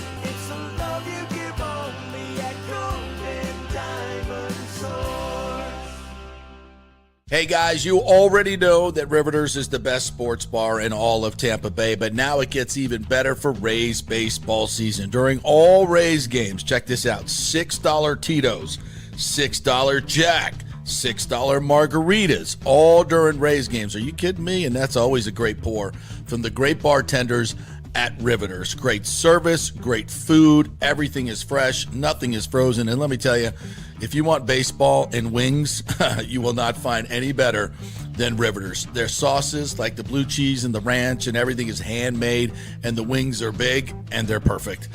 Wings, baseball, Rays, Riveters. It all comes together during baseball season. Once again, in addition to all the great food and service, you get $6 Tito's, $6 Jacks, $6 margaritas. It's time to celebrate. Baseball season is back, and celebrate at Riveters. You know where it is, right there on Dale Mabry, just north of 275, just south of the stadium. See you there at Riveters. Pitch Roofing believes giving back is part of doing business the right way. That's why they proudly offer exclusive discounts to those who gave the most to our communities, including veterans, first responders, seniors, and teachers.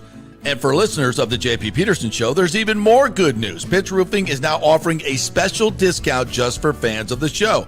With so many roofing companies coming and going in Florida, it's important to choose a contractor you can count on long after the job is done, especially when it comes to honoring your warranty. Pitch Roofing is built for the long haul with a reputation for quality, transparency, and standing behind their work. Whether it's a repair or a full replacement, their team delivers honest guidance, quality workmanship, and no high-pressure sales.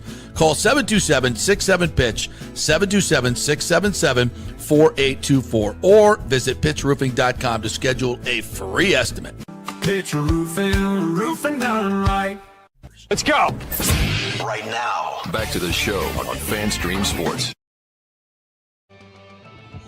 All right, welcome back to the JP Peterson Show. As we are coming to you, we got a full house here. And we're brought to you by the Dang, great I didn't get folks. invited to this party. What the hell? It's okay, Timmy. It's a Tampa Bay party. You're not invited. Speaking to my producer in Dallas, you guys want to put on your headphones, you can hear him as well. Welcome back to Daryl Jackson going into the Tampa Sports Club Hall of Fame on June 3rd, which I will have the honor to MC once again. Lou Maggio is here, the president of the sports club, but the star of the day, and Rob is our photographer doing all things for our banquet coming up. Daryl, congratulations, first and foremost. Get up on that mic. Thank you, JP. Thank you, JP. You had to wear that Florida Gators hat in here just for me. I know you did. But I covered you there. I covered you in high school, and now I'm going to be helping to induct you into the Sports Club Hall of Fame, where you so richly deserve to be as one of the icons of Tampa Bay sports. So congratulations. How you feel about that? Hey, thank you. Such an honor, such a blessing, the enrichment of the Get a little bit closer. Tampa You can bend that Sports right Club. into you. Yeah. Grew up watching, fellas go in there all the time, and never thought I'll get a chance to do it, but I guess that's what comes with hard work. So it's just an honor and a blessing to be, inducted in with so many great people. And Lou, you as the president, me also on that board that voted for Daryl. It was not to give away any secrets there, but it was a no-brainer for the board. Oh, absolutely. It was pretty easy, actually. Yeah, it was pretty easy. It's kind of Gator heavy. We got Thaddeus Bullard and Steve Spurrier. And, Thaddeus and Daryl, they played together under Spurrier. I didn't know that. You guys played together? Yep. Thaddeus Bullard. He came in like a year before me. Yeah. But yeah, I was there. The great Steve Spurrier. And you guys won, 4 SEC titles in that run? Yes, I think so. 4 SEC. You had a couple of big games in the SEC championship game. Did you not? Correct. What are your thoughts of that old fun and gun? Well, it's what today's football is right now. It is, isn't it? Yeah. 3-4 wide receivers just slinging it around, creating matchups, and throwing the long ball, as the old ball coach like to say. Now, who are your quarterbacks? My quarterback was Doug Johnson, Jesse Palmer, Noah Brandeis, and then the young Rex Grossman was waiting. Okay, you had all 4 of them. And I remember Jesse Palmer, the furniture guy, right? Yeah, right. Yeah, The Bachelor. Yeah.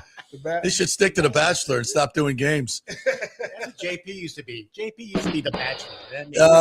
Not anymore. Not me. Okay, but that was really it changed college football, and it changed the SEC forever, because the SEC was kind of a ground and pound league until Steve Spurrier and you guys got to it, right? Correct. Well, till Steve Spurrier got to it, I was just, lucky to be involved with it or had a chance to, play in it. But he changed the 90s. He changed the college football period, and I think it's what it is today. A lot of people, like I'm up north right now, a lot of people might not know that, but, sports fans and football fans, they definitely know it. So tell me what you're doing now. You're up in D.C.? Up in D.C., working for the Boys and Girls Club. Got 3 counties up under me in the DMV area. Athletic director, sports athletic director, how you want to label that. Working with the kids and giving them some chances and some opportunities through sports to, enrich their lives and better their lives and, have an outlet. So many things going on that's the distractions in the world today. The sports is way where they can walk between the lines and forget about everything for a couple of hours until they get back to their regular lives. So go ahead. It's amazing. It's apropos that we're inducting Daryl along with our Lifetime Achievement Award. It's going to be Glenn Permui, who has Boys been and Girls Club, big part of the Boys and Girls Club for so many years and so well deserving also. So we're excited. And like I said, we're honored to have you on. Got a great class. And Jimmy Giles, you spent so much time with the Giles growing up. Right. They're going to be there supporting you. I know Otis Kitchens is going to be there. And all your old Tampa Catholic cronies are coming out to support you. About being a fellow Crusader, I'm very proud. Yes, sir. I actually spent a lot of time with Glenn Permute too. He was the guy who got me into AAU basketball. One of the guys who got me into AAU basketball. My first AAU basketball coach. He used to pick me up, take me home to basketball practice, to games and things like that. Him and his young son, Glenn Permute Jr., really good friends and stuff. We played under the Mr. Levy, Spirit of Tampa Bay. How about that? West Tampa Boys and Girls Club. So, full circle, baby. Big time. Big time. Well, and that's what it's all about. We give money to the Boys and Girls Club and they've been our main benefactor at the club, and you're working. That's your passion and what you do now. And I've said this many, many times on this show. There is no better money we can spend and donate than to give it to our kids to play sports, because that's what the sports club's all about. We support youth sports and kids that normally can't afford to do this. That's what we do. That's our mission. Right. I mean, we're doing the Boys and Girls Club. We're getting involved in buddy baseball. We get involved in the Pete Murray Foundation as far as reading literacy. It's out there, man. That's what, and like my uncles remember 65 years ago, and I'm honored to be the president. But it's just we're keeping it going, and that's what it's all about. And like I said, thank you so much for coming on board. Actually, we got a surprise guest for you coming outside in a minute, Coach Bob Enriquez, your high school. Oh yes, Coach Bob. Yes, Coach Bob is a property. Yes, we write checks to him all the time. That guy must be rich. I had to call him a couple of times. And we're not getting a discount either. No, we are definitely not. He might not let Bob in here. We're not going to do politics today, Bob. So we'll let him know that. Yes, indeed. So tell me, what is it like? Because you're living what you grew up doing, right? Sports was your outlet. and obviously, and made you who you are today. And now giving back and watching these kids grow, you see the similarities to your journey, I'm sure. Definitely see the similarities to my journey. Somebody had to help me out and extend me an olive branch to put me and guide me in the right direction, coach me in the right direction, and just trying to do the same thing for the next, what they say, paying it forward. Yeah, absolutely. So what are your remembrances of those Tampa Catholic days? You were a hell of a basketball player. You won a state title in basketball. Did you come close to playing college basketball instead of football? I actually went to college for dual sports. For both, Steve Spurrier, Billy Donovan. I didn't redshirt. When I got there, they basically told me, concentrate on football. Not a bad idea. Once they get you in the door, you know how it is. Yeah, Tampa Catholic was a great experience for me. So many different coaches of people, being able to talk and relate. Taking an hour drive every morning. Had some time to talk to my best friend now, Jimmy Giles. We also had Greg Griffiths in the car. Traveling. Matter of fact, it was the first time I ever been on an airplane. Really? First time I ever been on an airplane. Tampa Catholic, going to New York basketball tournament. First time I ever been on an airplane. Yeah, and this is why Tampa Bay sports is my passion. Always has been. When I was at Channel 8, we covered you guys at Tampa Catholic. What a great program. You see it at Jesuit, all these great programs. You're building men. Right. It's not just about the sports, right? You learn so many different things that aren't about sports. Right. Competing, I'm glad you brought that up. Jesuit. I have so many friends from Jesuit too. Yeah. Competing against them. Where? From Jesuit. Our rival. Are they a local team here? Yeah. It's funny in football we had to use their home field, their football field, because ours wasn't built yet. And develop some relationships that way. But the Tampa Capital was awesome. Just met a lot of people. It just shaped my life in a direction that I never thought it would be going. He had a pretty decent career with what's the Seahawks? They're doing pretty well now, aren't they? Yeah. I think you caught a pass or two. I think I don't know what did it. You tied the record for the most receptions made in the first quarter of a Super Bowl with 5. Did you know that? Yeah, I think I remember that. Yeah, they're just gonna feed you. Yeah. They're just gonna feed you. What was it like playing in the Super Bowl? Be honest, to me, it was another day. Yeah. It was another day because, anytime you walk between the lines, you get tunnel vision, right? You don't really see the crowd and things like that. So you're so focused on your job.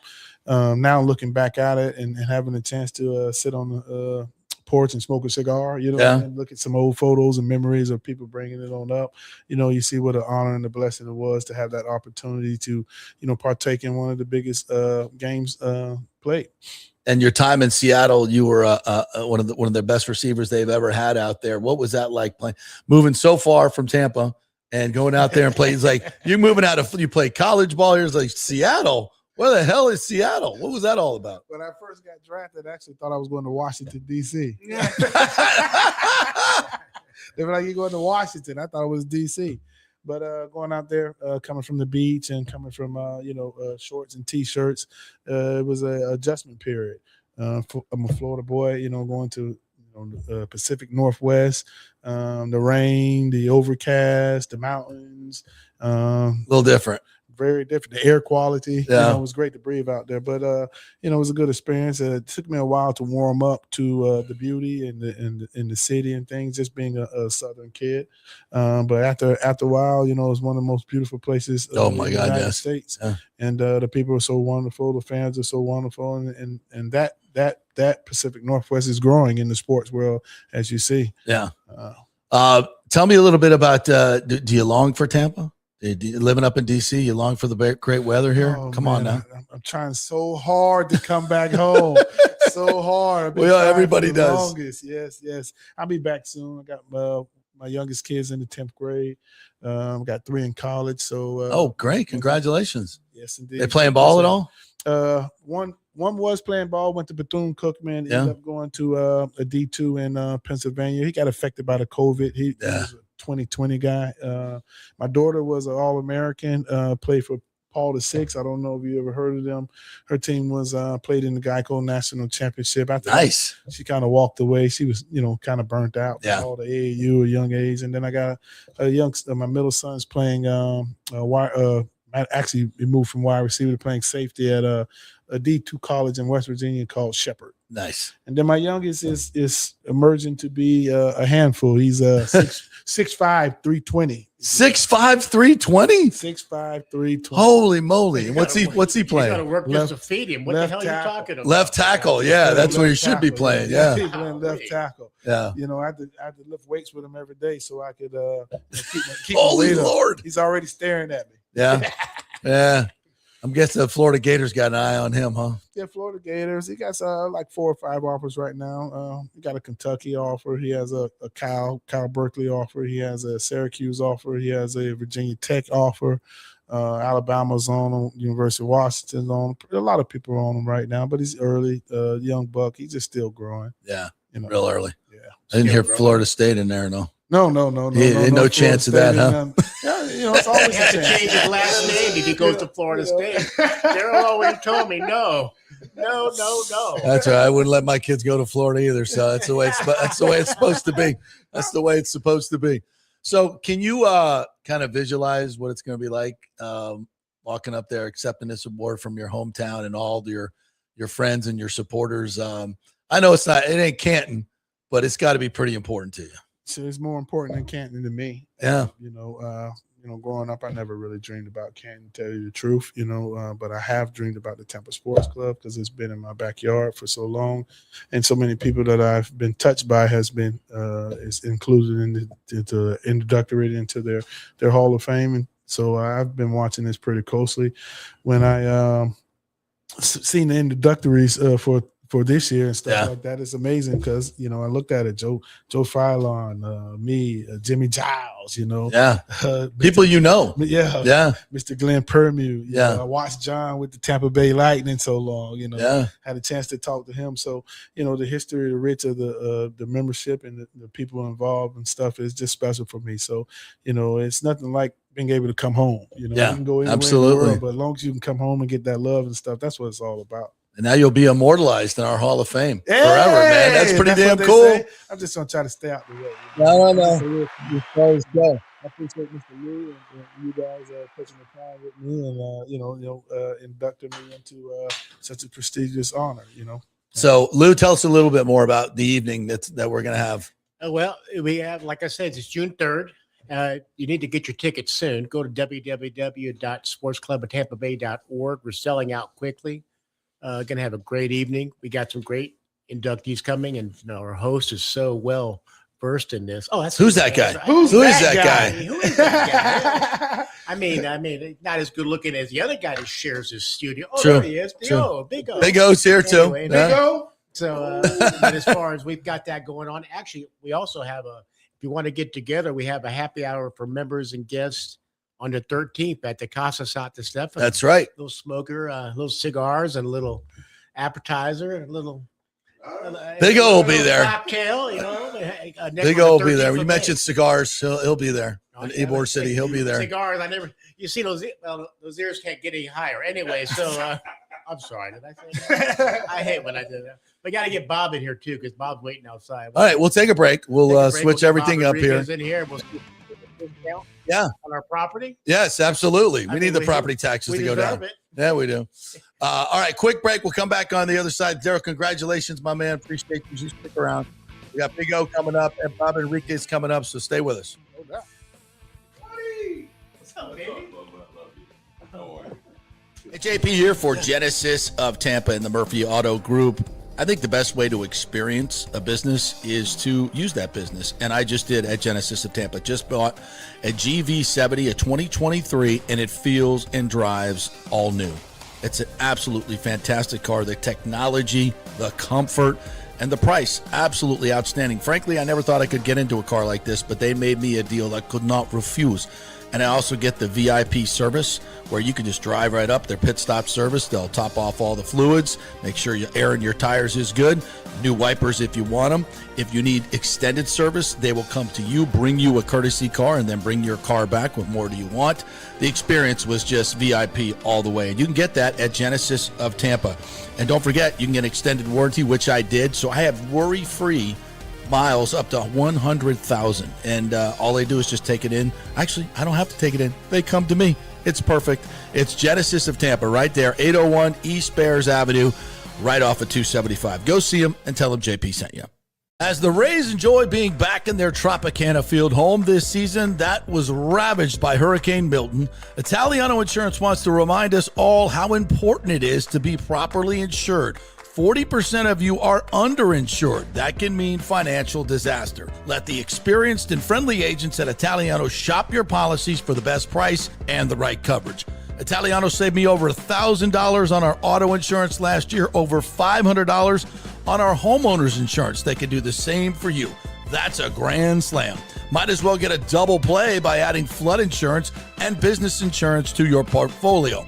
Cost less than you think, and trust me, you do not want to risk your home or personal wealth. That's a whiff. So step up to the plate and call 813-877-7799 and chat with our all-star agents at Italiano Insurance, or call our Boca Grande office at 941-964-0400. It's Diamond Days at the Golden Diamond Source. Celebrate April's birthstone, which is diamonds, as they take center stage. Up to 20% off the diamond jewelry throughout the month of April. And don't forget, you could trade in your broken or old jewelry towards something new and beautiful. Gold prices are at a record high. Now is the best time. And by the way, they only sell natural diamonds at the Golden Diamond Source. It's real love. It should be real natural diamonds. Don't start your relationship with a fake diamond. Really, really bad idea. And for the Golden Diamond Source first-time buyers, they are going to teach you all about the 4 C's and all the different shapes and styles. They are able to show you a huge selection of inventory to choose from. And by the way, you can trust them. They've been in business for over 40 years. Don't buy something online. You have no idea what you're getting. 0% financing for up to 5 years. Make sure it's a Golden Diamond Source diamond. 3800 Ulmerton Road. Always online at goldendiamond.com.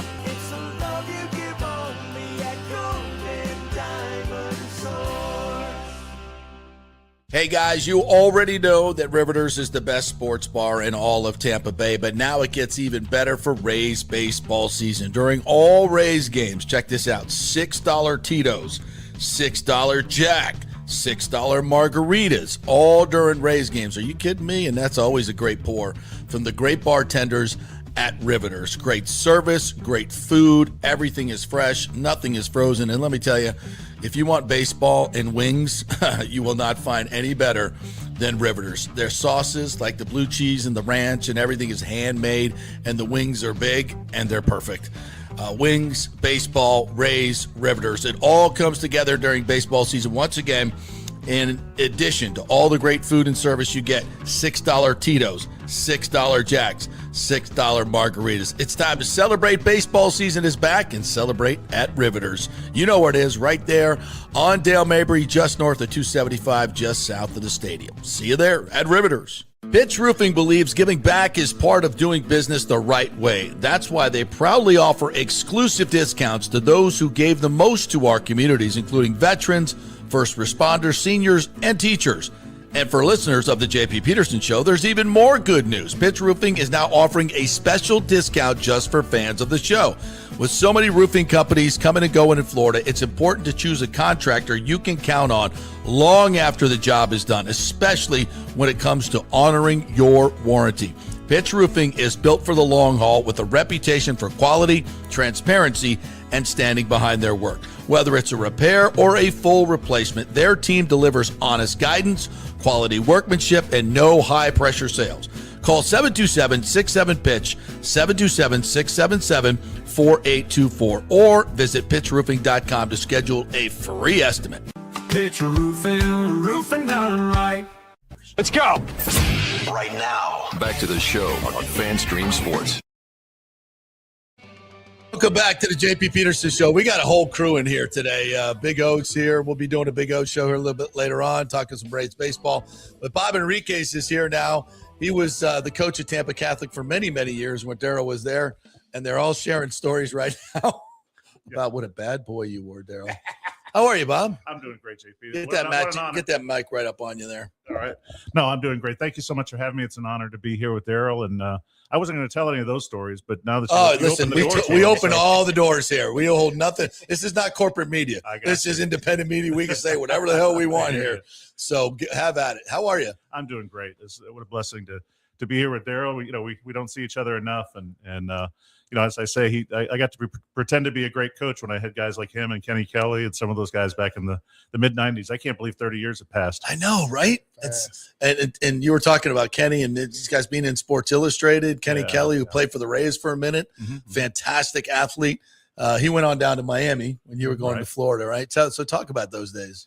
Well, I'll tell you, the true story is, I was a young coach, 30, early 30s, and back then at Tampa Catholic, and to some extent now, it's a lot of people, they were kind of specialized basketball, football and that kind of thing.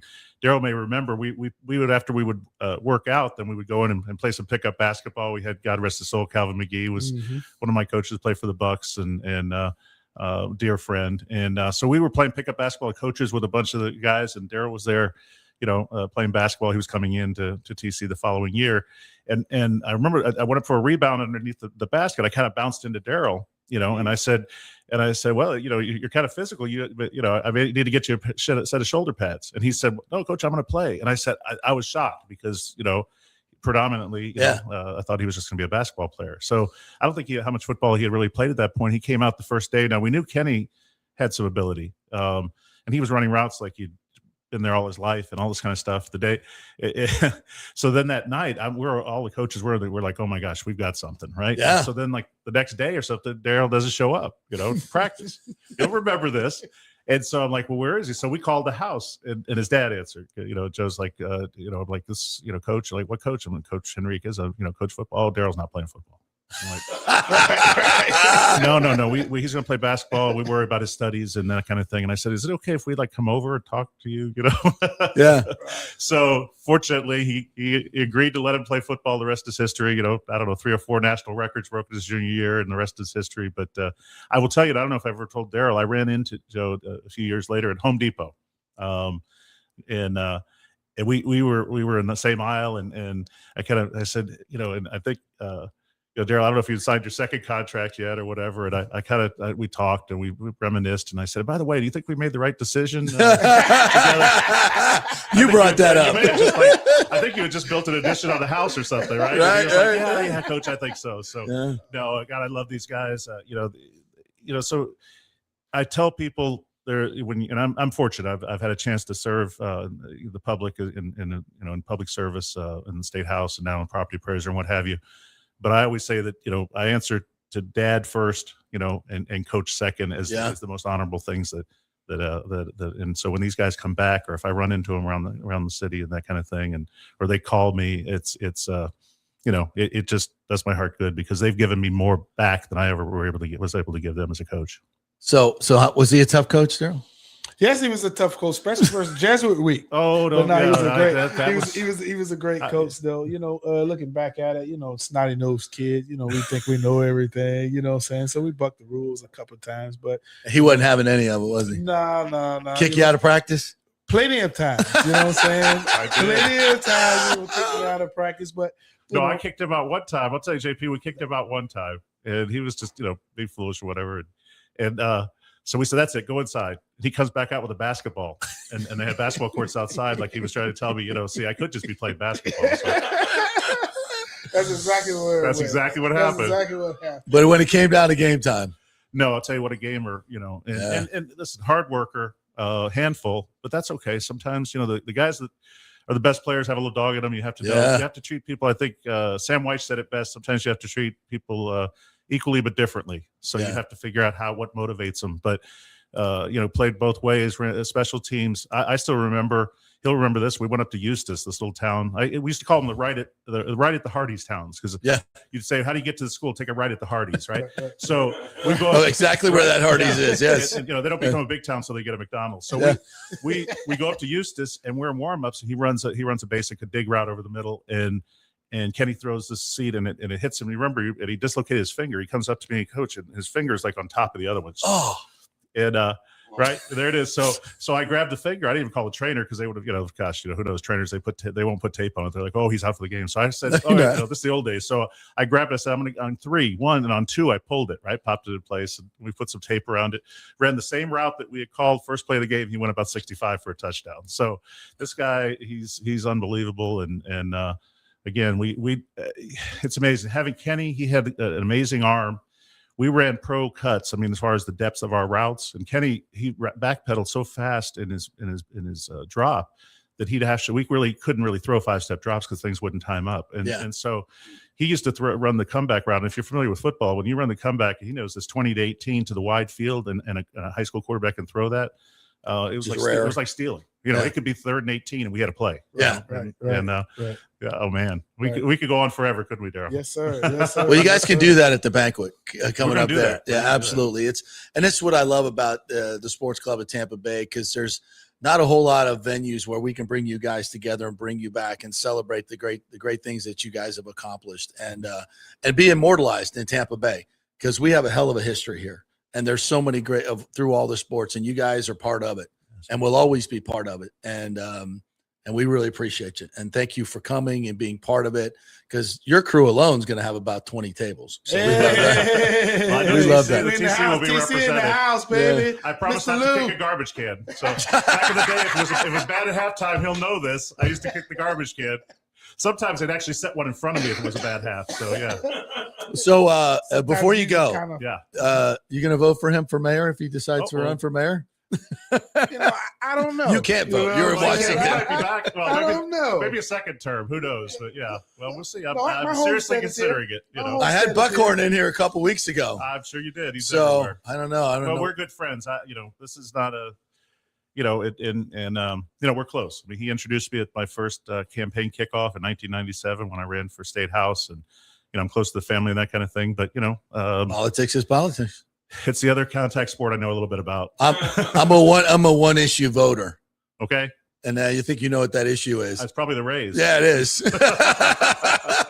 Well, I do have a problem with property taxes too, but that's a whole other story. We all do. Just give me a call. We'll see what we can do about that. So, how are you in the Rays Stadium? I'm going to be honest, completely honest. I think that's important. I think all of us are in agreement. We want the Rays to be here. Yeah. And it's just, but the devil's in the details, and there's a short time frame here. Yeah. And you've got to make sure it's a good deal for both sides. And so they're working through that. I'm not privy to all of the, you read what you have in the paper, and everybody's kind of they don't read themselves. That. Don't read that paper. I understand that. Terrible. So, it's a matter of the deal being fair to both sides. Right. Hopefully they're working towards that. I think, generally the best deals, whether it be in life or in politics, are the ones in which both sides are equally disappointed. And so, the Rays, I think, have to come a little bit. Ken Hagan has said that. I know he's the biggest proponent for that. And then the county and the city have to not play politics, play smart, and figure out what's the best deal for everything. But hopefully we'll have baseball here. I'm not sure, where else the Rays really could go. So, hopefully there's a little bit of leverage there on one side, and then hopefully there's enough political will, because that's the biggest thing. You've got elections coming up, and it's really difficult when politics gets involved, and being the ability to be elected. Fortunately, I won't be up on the ballot either way until after this is already decided. Okay. So I don't have to take a position. There you go. The only position I will say is the CIT is a little bit hicky, because I think when you go to the polls and you vote for something based on what you believe it means, that $200 or $300 million probably could be found someplace else. So I've taken a position on that. But on the CIT, yeah, on the CIT, I think they could find that otherwise, or split the difference. But otherwise, let's see what happens. And right, I'm here to talk sports. Yeah. Hey, I don't want to talk about politics, trust me, but we get dragged into it with something like this with the Rays, and it's and I know I've realized this. It gets nasty and dirty, and when it comes down to the politics and this much money, it gets ugly. Yeah, but, absolutely. Absolutely. Well, I've always tried to, there's a couple of things that I think are important. One is, instead of what's legal or what's politically expedient, do what's right. And then and be reasonable, Yeah. And if we would approach politics the same way we have to approach our life, the way you are around your kitchen table, trying to figure out, do we have enough money to pay the bills and also take a trip to Outback or to Disney? That's the problem, is that sometimes we're not talking enough. We're not listening enough to each other. Yeah. We all pretty much want the same things. Yeah. and Absolutely. are not as divided as people would lead us to believe. That's for damn Back sure. to Darryl, what a handful he was. Gee whiz. Yeah. No, we're going to skip right over that. We're going to skip right over. Though, one of the worst calls in Super Bowl history was that offensive pass interference. You guys would have won that game. I'll give up my time if we can get the Rays right back here. Yeah, there we go. Right. There we go. All Yeah, right. we all want the Rays to stay here, Yeah, but it does have to be the right deal, and I think we're going to get there. Yeah, I think we'll get there. Now we'll all have a beer at the new stadium right over here across from Raymond James. Yes, indeed. How's that sound? 2 beers. All right, sounds good. I'm buying. Do one. No, he's buying. He's got all the money. All right, guys, thank you for jumping in here. Appreciate you. Thank you. We got a big Orestes Estrada show coming up here in about 20 minutes. So we'll talk some Rays baseball. Thank you guys for joining us.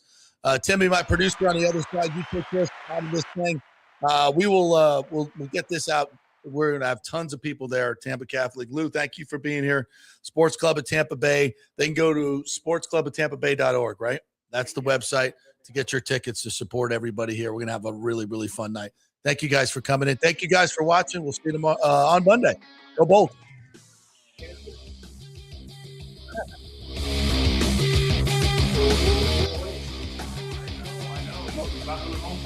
No, you're trying to recruit him back to TC, man. I was trying to bring my boys back with JP, it's not recruiting. It's just trying to explain the value of a Catholic education.